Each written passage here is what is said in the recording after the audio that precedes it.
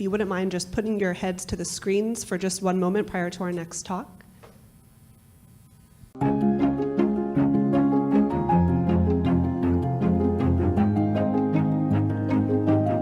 You know, there are times in one's career that define who you are. I studied the basis for this disease, Angelman Syndrome, and got to know many of the children who were affected by this.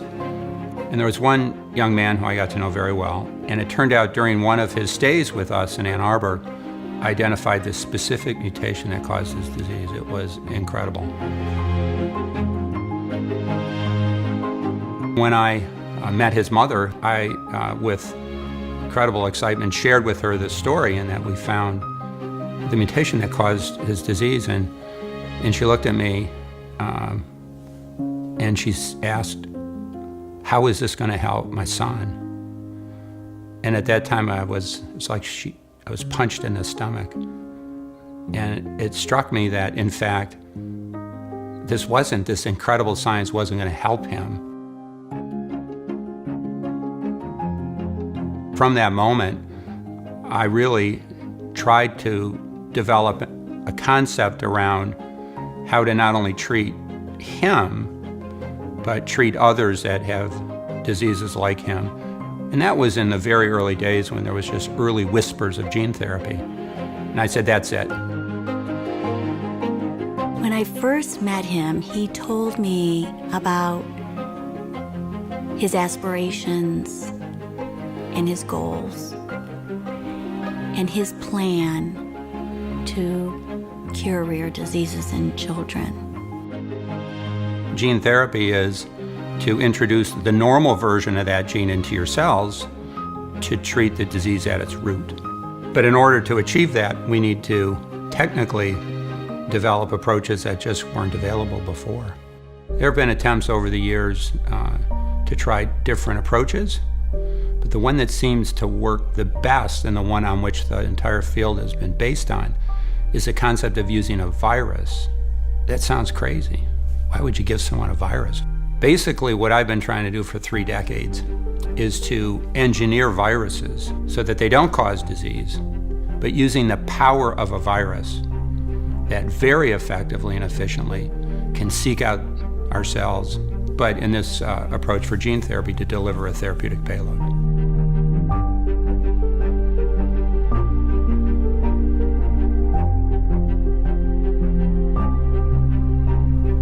Right at the turn of the century, the support and enthusiasm for gene therapy went to an all-time high, to an all-time low. But the way that I operate is I sort of don't look back. So when I saw that, all I knew is we had to move forward. We had to move forward fast. We had to work harder, and that's what we did. We refocused our efforts around the turn of the century towards vector discovery because we did not believe that the technology that was available was sufficient for gene therapy to realize its potential. We discovered this family of AAVs. We tested them in model systems, and I knew from the first experiment this was a game changer. And I was used to seeing very spotty, limited gene transfer with the old technology. It's depicted in this sort of graphic representation of speckles of blue. Each speckle is a cell that's been corrected. And then we injected our AV8, it was all blue. And I knew at the time with that one experiment, with that one slide in that moment, that we probably have something now that's going to make a difference. Quincy, our 4-year-old, has a very rare neurogenetic disorder called Angelman Syndrome. Coordination's really hard for kids with Angelman Syndrome. And because of that, she has a lot she wants to say. And when you ask her to talk, she opens her mouth and tries to talk, but she can't. Like she wants a hug, or she's hungry, or she's thirsty, or she's tired. When you have a kid who has so much that they want to say, and it's so hard for them to let that out, all you want to do is provide for them to make that easier. With activating a gene or replacing a gene that she's missing, we can give her all of that back. You know, Allison just struck me as someone who I wanted to work with. It was personal. She's just so positive, smart, supportive, relentless. The fact that he was willing to take this on as one of his small handful of disorders meant the world to me. It meant that this was bigger than me and that I can trust somebody to help her. We came into the world of rare diseases a little over 20 years ago when our then 15-month-old daughter, Megan, was diagnosed with Pompe disease. You're starting to see a convergence of people wearing a lot of hats. So for me, it became a hat, one hat was as a dad. And then very quickly, when we realized this was a race against time, I had to become an entrepreneur. And I came into the field to start a biotech company focused on rare disease medicines.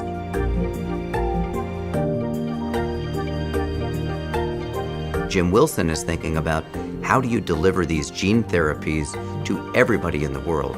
And I think that has enormous potential to change the course of human health for literally hundreds of millions of people. I have never seen him more excited or more motivated in the work that he's doing today. He's able to focus more on finding that light at the end of the tunnel. When I think about my career and think about the mark I'm going to leave, it was based on that moment when I was a graduate student. That's the drive. And until we're done, we're not done. He has my motto, things are either possible or impossible, and there's no in between. And he realizes it's possible, and he's not going to stop until he is successful. After 35 years, he has never backed down. He has never given up. It has been challenging for him, but he takes those challenges and he works even harder to move forward. I hope that people will remember me as Johnny Appleseed. That I'm the guy that planted the seed with technology and science that then have led to cures and treatments for patients with many different kinds of diseases. At the core, I'm a contrarian, and I do not accept dogma or traditional wisdom. I always challenge it. That sort of forces me then to brave new territory, to think out of the box, so to speak. And I think kind of like it.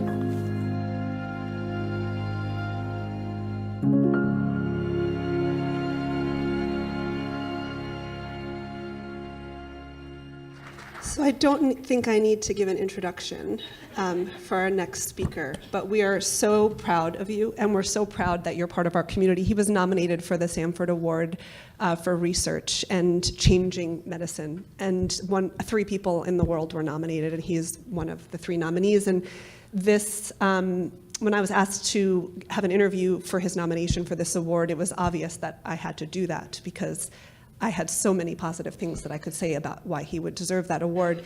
And when 2 days ago in my inbox showed this video, I was like, well, obviously we need to present this at the gala for everyone to realize we are totally surrounded by excellence. And I'm so proud to be a part of this community, so thank you.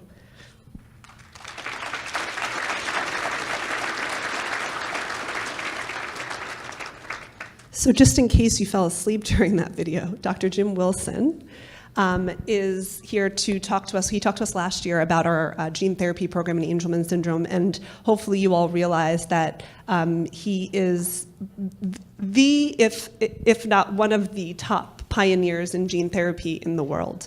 The reason that we have so many gene therapies in clinical trials currently and so many patients in this world have been treated with gene therapy in a clinical trial setting and now in an FDA-approved setting, it's because of him. And so we're so lucky that he chose to take on Angelman syndrome 2 years ago in his efforts to bring gene therapy forward for treatments for rare diseases. So with that, Dr. Wilson.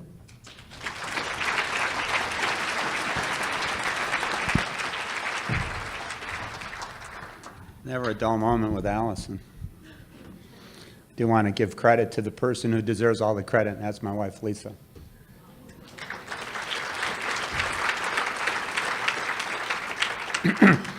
So we have a little bit of time to talk about, give you a background on gene therapy again, a little bit of an update.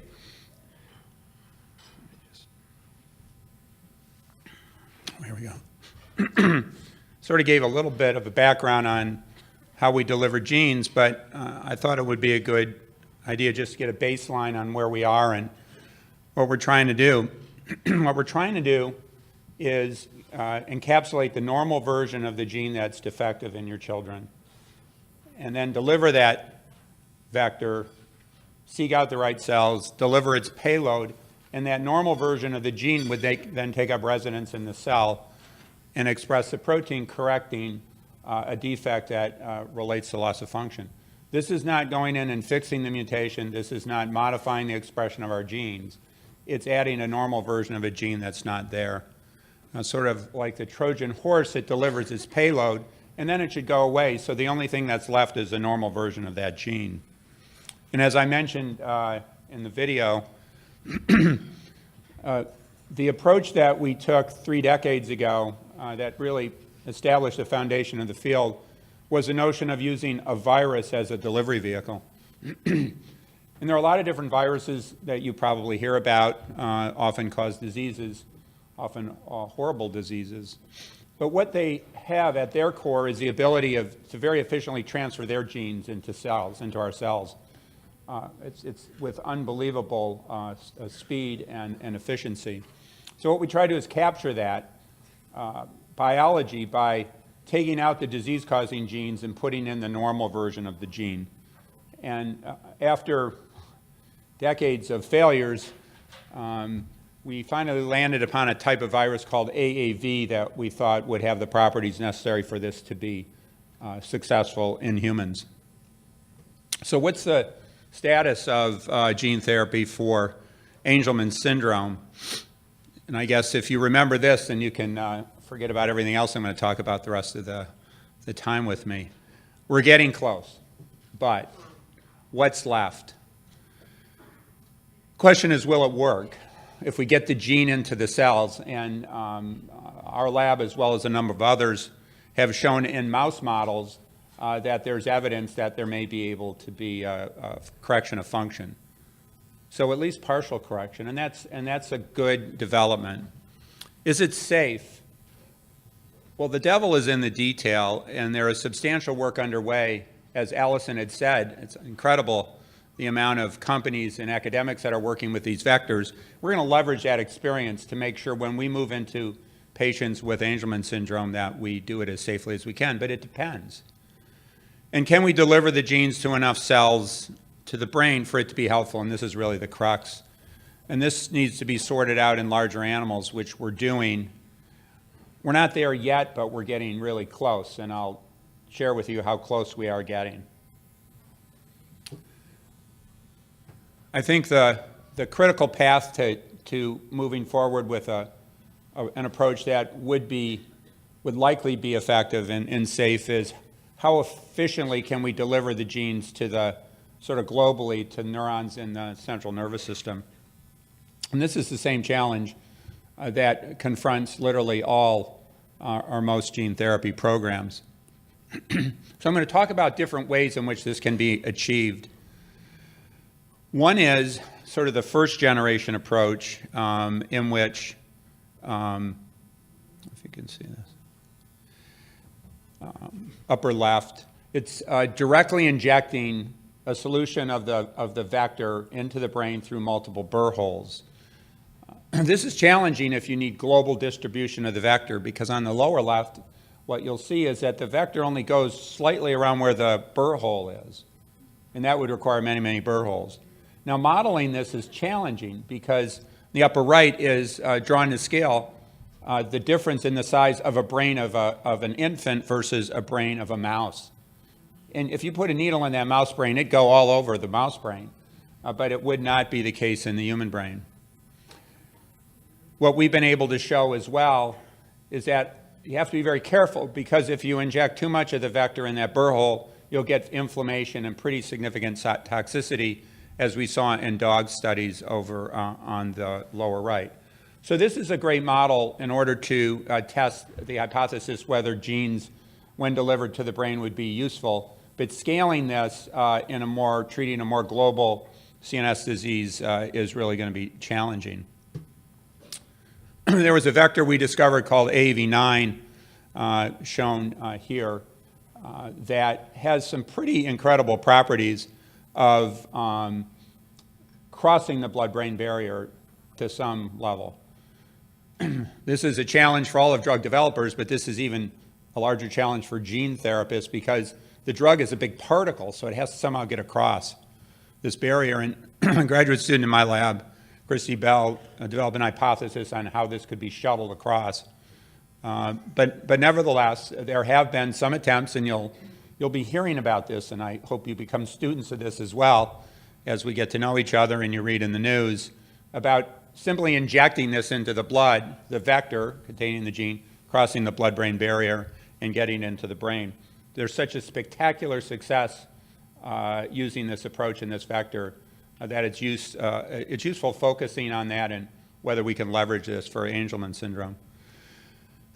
So this is an experiment where we injected intravenously AV9 into dogs that have a lysosomal storage disease, like some of the reference in the previous talk. And we asked the question, will the vector get into the brain or get into the spinal cord? And along the top row, over on the right, we're going to be looking for little red punctate staining under the intravenous panel. And in the frontal cortex, there's very little, if any. In the cerebellum, there's very little, if any. So this really wouldn't be that effective at delivering genes if you wanted to get them into the brain. But over on the lower right, you see that kind of tooth-appearing structure. That shows that all of the cells that are around the spinal cord that emerge from the spinal cord do take the gene up when you inject it into the blood. So maybe this could be useful in treating diseases that have their residence in the spinal cord. It requires a lot of vector, a huge amount of vector. And associated with a large quantity of a drug could be toxicity. And we showed a little over a year ago that if you inject these vectors too high in monkeys, that you will get systemic toxicity that can be lethal.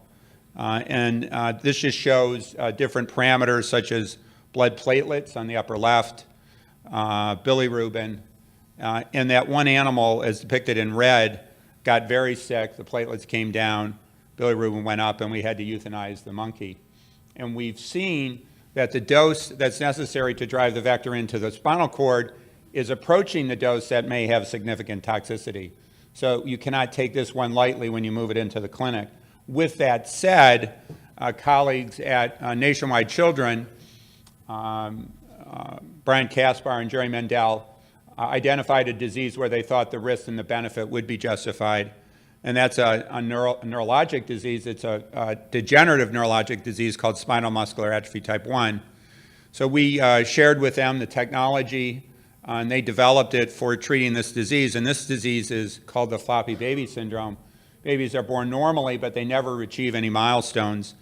They're diagnosed before 6 months of age and usually die within a year, year and a half, but never achieve, never lift their head, never talk, never roll over, and obviously never walk. It's a disease that has in its root a genetic defect in the neurons that emerge from the spinal cord, exactly those same cells that we can get the vector in. Those degenerate soon after birth, and then they lose muscle function. And it's due to a defect, as shown in this slide around that X, in a gene called SMA1. So gene therapy is essentially encapsulating the normal version of that gene into one of these vectors and infusing them into the blood to target the motor neurons to reconstitute expression of this gene. And if this is done properly, it could persist for a long period of time. And if done early enough, may be able to preserve function in these children. The phase 1 study that was just described about a year ago, December of 2017, was really nothing short of miraculous. That there were 12 young kids that were administered the vector. 11, they're all alive, and otherwise survival would have been about a year, year and a half. Some are 3.5, 4 years out. 11 can talk, achieve head control, 9 can roll over, and 2 out of 12 can actually walk independently. So this is an example of how we've focused the application of AV vectors in a disease in which we know we can get the genes into the cells and they're motor neurons of the spinal cord, this is likely to be approved sometime in the first half of 19 and then made available to patients, newly diagnosed patients with SMA. But for Angelman syndrome, we need to distribute the gene not only to the spinal cord, but into the brain. So the intravenous approach with AV9 isn't easily extrapolated to Angelman syndrome. So the approach that we've decided to take is to inject the vector into the fluid that bathes the brain and the spinal cord. It's called the CSF, or the cerebral spinal fluid, and possibly getting a better distribution of vector into the cells that we need to target. And there are different ways to do that. You can infuse the vector through different access points. You could actually put a large needle through the brain, accessing the ventricle, and then infuse the vector. You could do a lumbar puncture, which is a more common procedure in medicine, which is a needle right in your lower back, or a same approach, which is closer up to the base of your skull, which is called the cisterna magna. And those were three approaches that we considered when piloting some of this work. What this shows, focusing first on the spinal cord, is the level of gene transfer that we achieve on the left with the cisterna magna injection, that is in the neck area, the lumbar puncture down by the back. And what we're looking for are those areas that are highly green, and these green punctate data which show correction of the motor neurons of the cord. And what we found is that infusing the vector in the lumbar region really doesn't progress much up the spinal cord or even up into the brain, so we focus injecting the vector into the cerebral spinal fluid. And when we then look in that same monkey, that was a monkey experiment, in other areas of the brain, such as the cerebral cortex, the hippocampus, the cerebellum, as well as the spinal cord. These are low magnification views of sections from the monkey looking for these green spots. And we can actually get pretty decent distribution of gene expression in many of these target areas of the brain. Our estimate is, under the best of circumstances, we can achieve gene transfer in cells of the spinal cord in almost 100%, greater than 90%. But beyond that, in the brain, it's not zero, which is good. It's actually somewhere around 10%, maybe 15%. This just shows the kind of gene expression that we can get in a large animal just using a different model. It was the same slide I showed before, where we infused either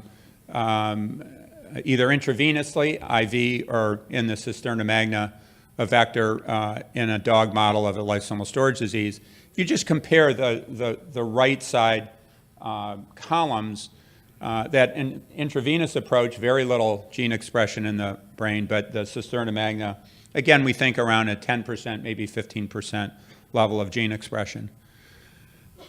I'm not going to be able to go through these data in detail, but I'll just summarize what happened. There was another study that was just recently completed of an inherited neurologic disease called giant axonal neuropathy, where these investigators at NIH used an AV9 vector, injecting the vector into the spinal cord to try to drive the vector up into the brain.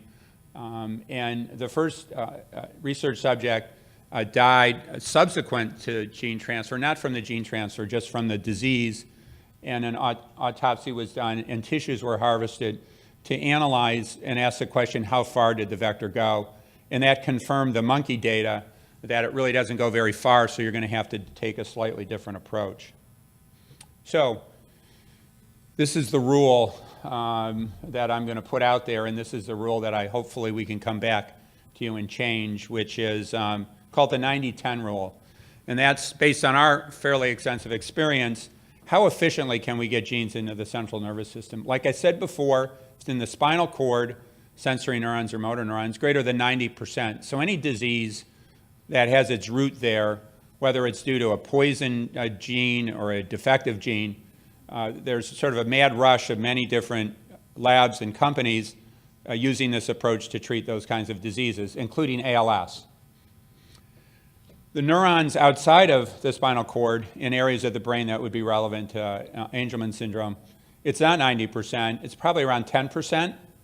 I'm a pretty conservative guy, although ambitious, but we'll call it about 10%. It could be 15 or 20 sometimes.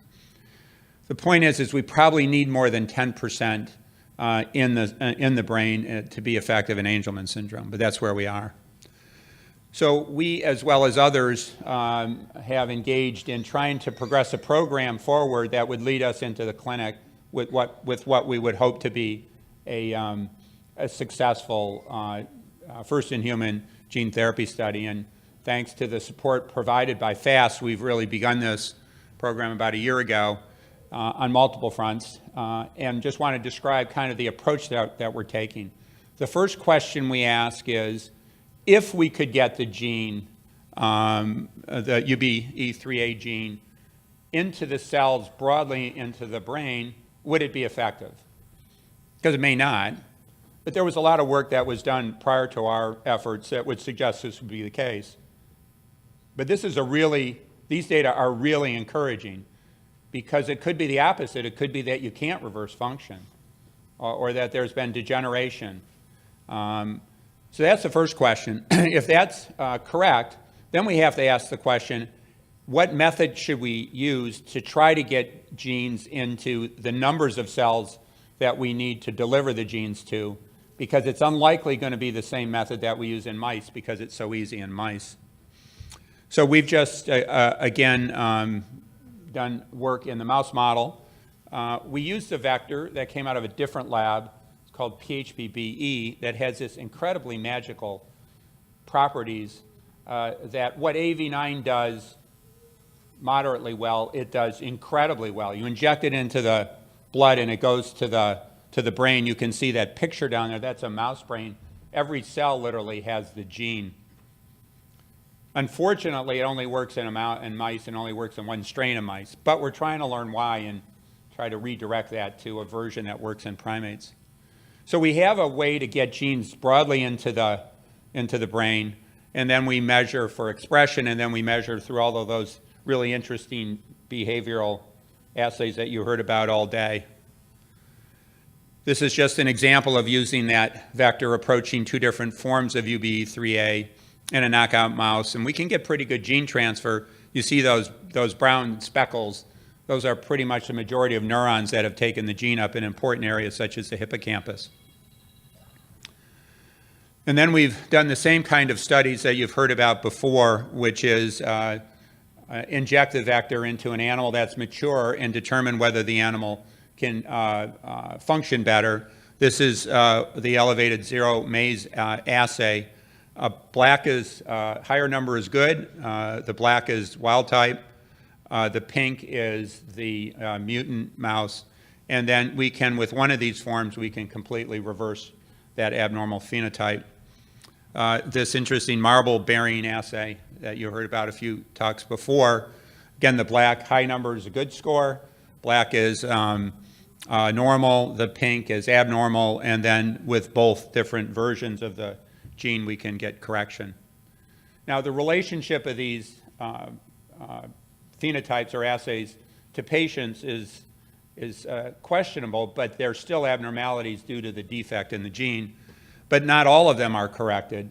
This is one example with something called the open field activity assay that we're trying to drive our green and orange up to black. And it may look like there's a trend there, but not quite there.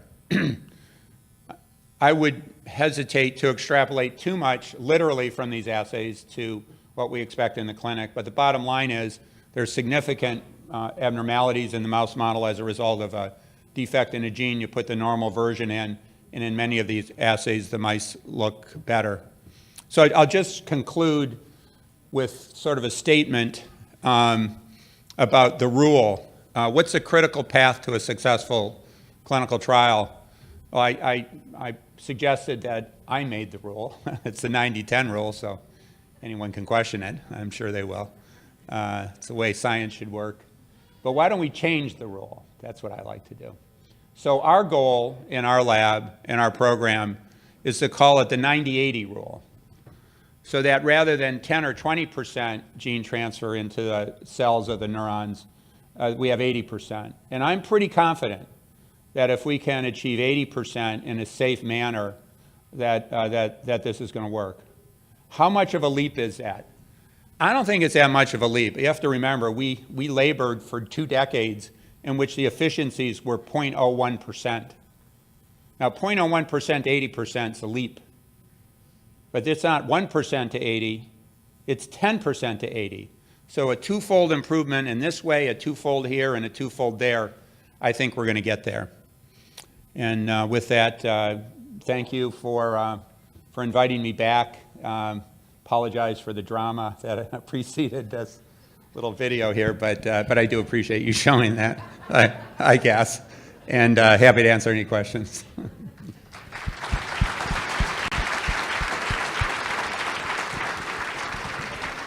I find it's always easier to ask forgiveness than permission. Of course, yeah, I know. I've learned that. Any questions for Dr. Wilson? He'll also be available at the round table, so we may want to hold them for that since we're running so far behind and move to our next speaker. So hold them tight, write them down, and you can come up to me and give them to me if you would like. Thank you so much, Dr. Wilson.